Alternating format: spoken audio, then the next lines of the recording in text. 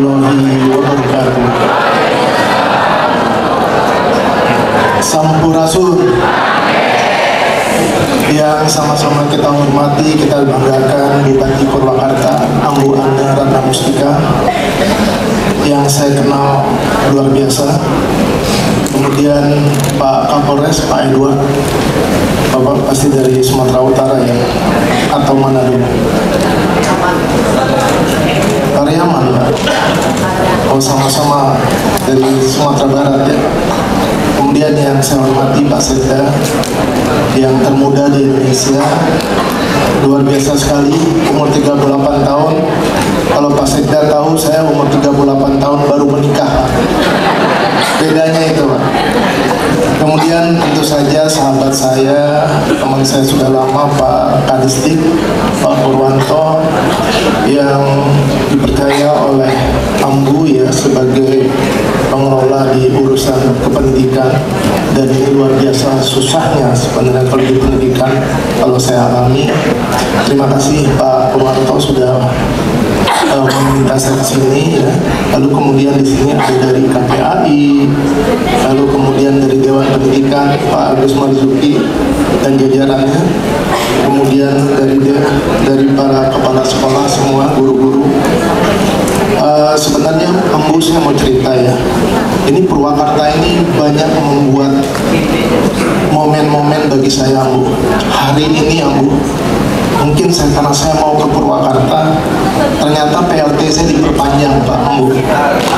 Ya, saya baru terima surat dari Sekjen, saya diperpanjang lagi 3 bulan.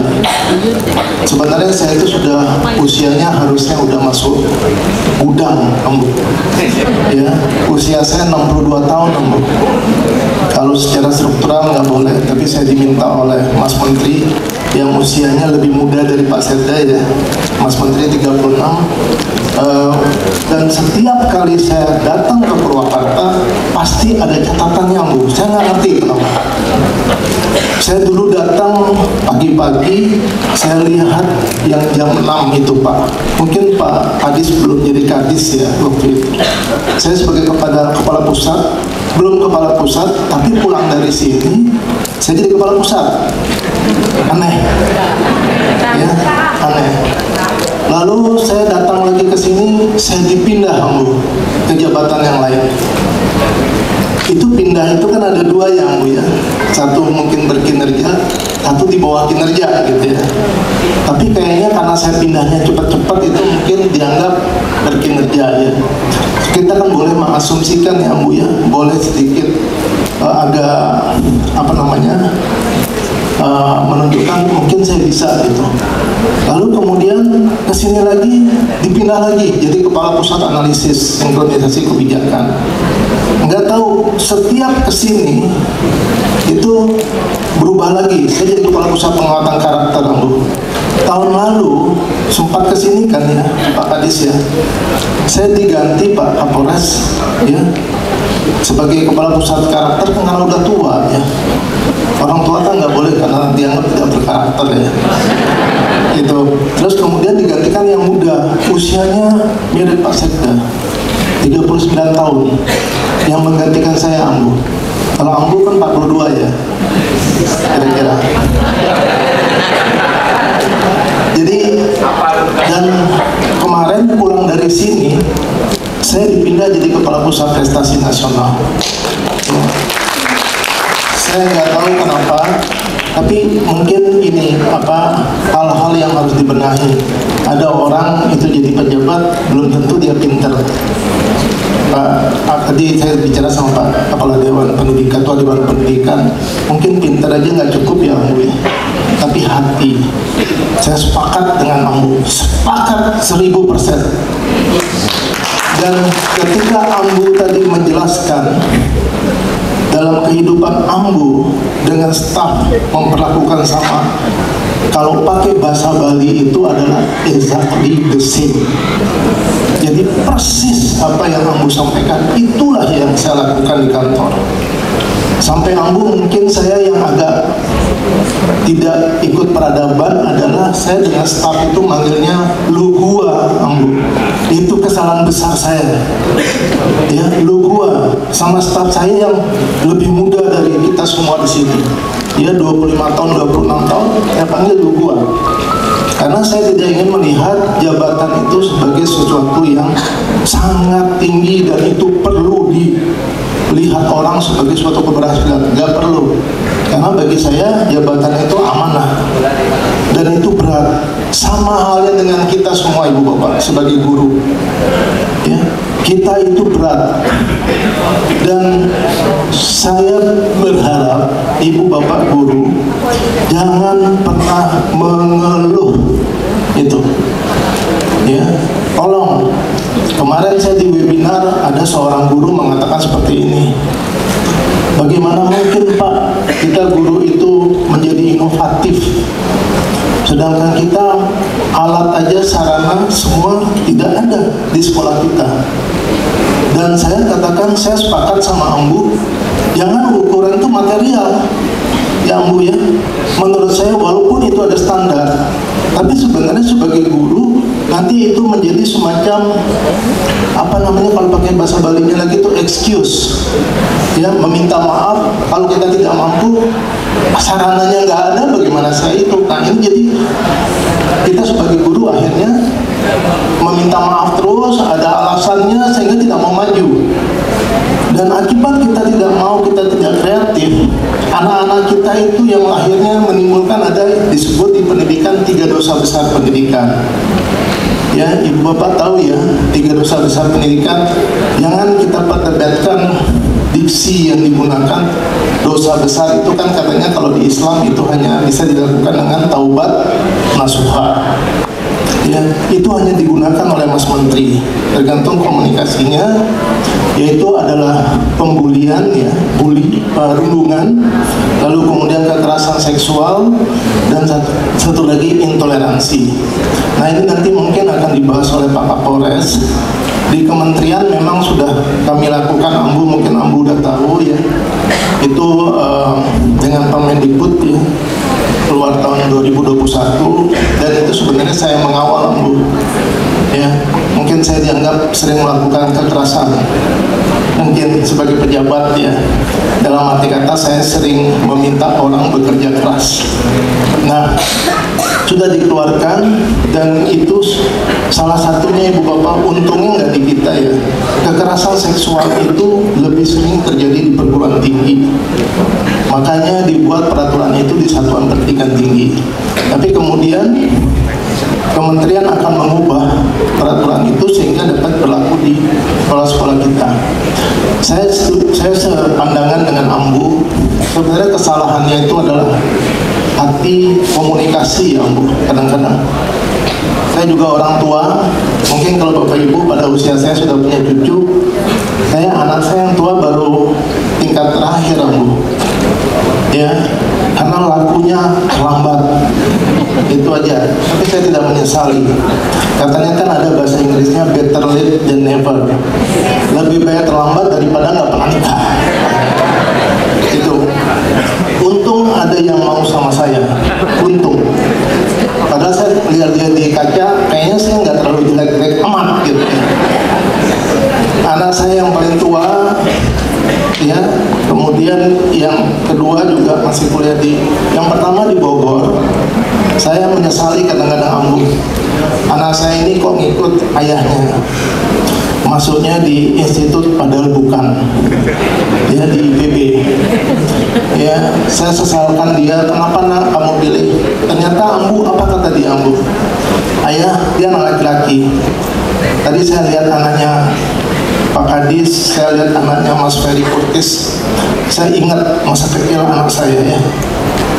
Untung ada anak itu yang bisa menyebabkan saya menjadi arif, menjadi turun gitu ya. Dia bilang begini, ya saya kagum sama ayah, saya bangga sama ayah. Artinya ternyata secara tidak langsung hati itu bisa mengikat. Walaupun saya jujur, saya bukanlah ayah yang baik, karena saya sering pulangnya malam, perginya pagi. Tapi itulah yang saya katakan, saya setuju sama Ambu, kita sama anak-anak itu nggak bisa pakai bahasa kasar, nggak bisa. Semakin tinggi nada kita, semakin tinggi anak itu, dan dia tidak akan pernah mendengarkan kita. Malah itu akan menyebabkan dia mencari orang lain yang dianggapnya lebih baik karena tone-nya lebih rendah, padahal belum tentu yang lain itu lebih rendah. Dan saya juga seperti tadi Ambu, mungkin siapapun kita di sini, kita harus hormat orang tua, benar. Ambu, kenapa saya terlambat menikah, Pak Sekda, Pak Kadis, Pak Kapolres? Karena saya dengerin ibu saya, gitu loh. Kalau saya nggak dengerin ibu saya, mungkin saya udah punya cucu. Tapi saya dengarkan, karena katanya tadi Mas Ferry Kurtis, surga itu di telapak kaki ibu kan. Dan guru itu juga guru, ibu saya juga guru, tadi saya sampaikan. Dan karena saya mengikutin, sampai nikah aja saya putusin pacar-pacarnya sebelumnya. Agak narsis sendiri sedikit ya, walaupun jelek tapi punya banyak pacar. Itu intinya sebenarnya itu. Ya, itu jadi ceritanya sebenarnya kesana sedikit ya. Tapi inti di balik itu adalah mendengarkan orang tua. Insya Allah anak-anakku, dengarkanlah ayah bunda, ya, dengarkan guru-gurumu. Dengar itu. Bapak seperti ini karena dengar guru-guru bapak. Karena bapak senang guru-guru bapak dulu itu banyak yang cantik-cantik. Saya bisa bahasa Inggris karena guru saya orang asing. Ya, karena dia orang asing kan pasti cantik waktu kecil. Padahal setelah saya sekolah di luar negeri biasa-biasa aja kan. Lebih cantik orang Indonesia kan. Harus bangga sama orang Indonesia. Nah, karena tadi itu pergaulan itu Bapak Ibu, kesalahan kita mendekati anak, kemudian dia menjadi anak-anak yang terkadang dia membuli, merundungi. Ya, saya pernah menjadi korban penundungan Pak Kapolres. Pak Kapolres kalau lihat muka saya dekat ya, ini jerawat aja nih, bekas jerawat. Dan dulu saya di sekolah saya dibully, Endarman jerawatan gitu Pak. Dulu kan belum ada peraturan Mendikbud Pak. Kalau ada dulu saya tarik ke polisi itu, saya lapor ke Pak Edward belum ada kan gitu. Ya. Nah, saya diperlakukan seperti itu, dan itu sebenarnya Pak, jangan dari postur kita kemudian orang menghina kita, itu nggak boleh. Adik-adik jangan menghina teman-teman ya, karena Bapak pernah menghina teman-teman, tahu-tahu sekarang dia jadi orang besar. Orang besar dalam arti kata ukurannya ke kanan dan ke belakang. Ya, itu juga menyebabkan, tapi dia begitu kayanya, kaya Pak. Ternyata orang kaya itu juga badannya juga besar biasanya gitu ya.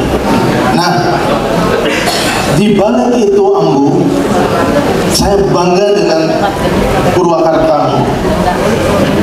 Pendidikan karakternya sering saya jadikan benchmark Ambu. Ya. Saya selalu mengatakan dalam pertemuan, lihat itu Kabupaten Purwakarta. Ya.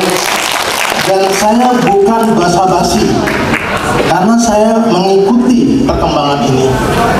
Dan ketika waktu itu menterinya namanya Muhajir Effendi, saya katakan, Pak, kalau program 5 hari atau itu lihat Purwakarta, saya katakan seperti itu. Dan kemarin saya bicara sama Ambu, mungkin nanti sebentar lagi, saya nggak tahu Pak Kadis, Pak Dirjen Pendidikan Dasar itu PAUD ingin ke sini. Karena saya katakan di Purwakarta ini mau bicara kurikulum merdeka, mau apa, sudah ada di sini. Gitu. Saya bukan basa-basi, karena saya lihat, ya, bukan karena Pak Kadis teman saya, enggak. Bagi saya teman adalah teman, tapi kalau dia tidak berprestasi atau dia tidak berkinerja, just my friend gitu. Ya, jadi kan ada friend in need, ada friend indeed. Nah, inilah yang saya contohkan Ambu. Dan kemudian di beberapa kesempatan juga saya mohon maaf mungkin nggak sampaikan ke Ambu, karena nggak harus ke Ambu ya, terlalu tinggi nanti birokrasinya. Saya sering undang Pak Kadis ini bicara sebagai narsum di berbagai kegiatan kami ya, dan itu mereka mengatakan Purwakarta tuh tiap hari kan ada namanya, Bu. Ini uniknya. Dan sekarang ditiru loh Pak Kadis. Ditiru di daerah lain. Nah, kalaupun ada kasus kemarin, yang berikutnya karena dengan posisi baru saya, Ambu mungkin kita bisa bersama-sama, Ambu, bagaimana kita menemukan talenta-talenta. Ya, tadi Ambu katakan setiap anak itu unik, punya karakter sendiri, passion sendiri, bakat sendiri, minat sendiri. Ambu, yuk kita jadikan Purwakarta ini sebagai contoh, gitu Ambu. Ya, nanti dari model di Purwakarta saya yakin Ambu tadi sebagai seorang ibu, hatinya itu saya kan karena dekat ibu ya. Kalau orang lagi dekat ibu pasti dia punya ada apa ya, ikatan gitu ya. Jadi bahasanya Ambu tuh mengingatkan bahasa ibu saya. Dan dulu saya tidak pernah pergi kantor atau apapun sebelum mencium tangan ibu saya dan keningnya. Kening saya dicium ibu saya, nggak pernah. Ketika saya tidak melakukan itu seperti ada kehilangan yang sangat besar. Nah, Ambu, mudah-mudahan saya berharap nanti Pak Kadis, Pak Sekda mohon dukungan juga. Saya juga cari-cari ini yang mana kira-kira jadi contoh gitu, Ambu. Karena biasanya kan orang tuh ingin tahu dari contoh. Dia tidak akan memulai sesuatu tanpa ada contoh. Karena dengan ada contoh itu lebih mudah untuk nanti memberitahukan orang, lihat ini, lihat itu, ini kelebihannya. Itu mungkin Ambu yang bisa kami sampaikan ya. Dan semua ibu bapak, mari kita jadikan Purwakarta ya sebagai kebanggaan kita ya, kabupaten kebanggaan kita, karena kita bekerja di Purwakarta. Dan juga karena Purwakarta ini juga mempunyai potensi yang bagus. Saya tadi lihat videonya walaupun sudah berapa kali tahu, saya pikir itu bukan di Purwakarta Pak Kadis. Tadi lagu apa itu? Bukan, yang sebelumnya ya. Iya itu. Iya, itu dia saya lihat tadi, loh, ini benar di Purwakarta ya. Ini kayaknya di luar negeri gitu. Mungkin yang pintar juga kameramennya. Ya, tapi begitu canggihnya. Ya, jadi itu yang mudah-mudahan kita bersama. Dan tadi ada Kang Ferry juga, ya, itu menyentuhkan lagu-lagu sebagai guru. Saya rasa Kang Ferry sama-sama saya. Tanpa guru kita tidak akan bisa, dan kita semua masing-masing kita adalah guru. Bahkan juga kata Ambu tadi, cleaning service itu adalah guru kita. Jangan pernah menganggap orang-orang rendah itu lebih jelek dari kita. Jangan menganggap orang-orang yang tinggi itu punya jabatan itu lebih baik daripada bahkan yang namanya tukang sapu jalan. Itu enggak. Teman saya, Bapak Ibu sekalian, Ambu adalah satpam di Kemendikbud. Teman saya semua. Karena saya kalau jalan pasti gini. Bukan kayak karena saya satu ini ya senang jenis kelamin laki-laki, bukan. Karena bagi saya sembari saya merangkul dia, saya tanyakan keluarga kamu, anak kamu, seperti itu.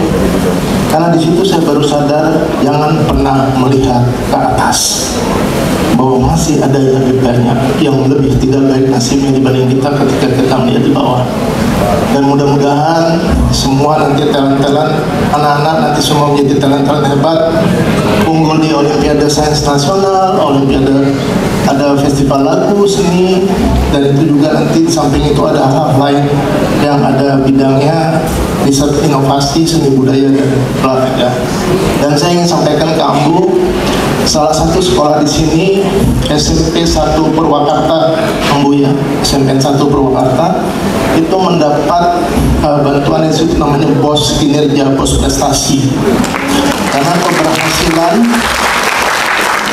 Ambu, kalau nanti Ambu sempat datang, itu kami memilihnya karena ini Pak Kadis, Pak Sekda, Pak Kapolres, Bapak Ibu sekalian, karena dia menghasilkan juara-juara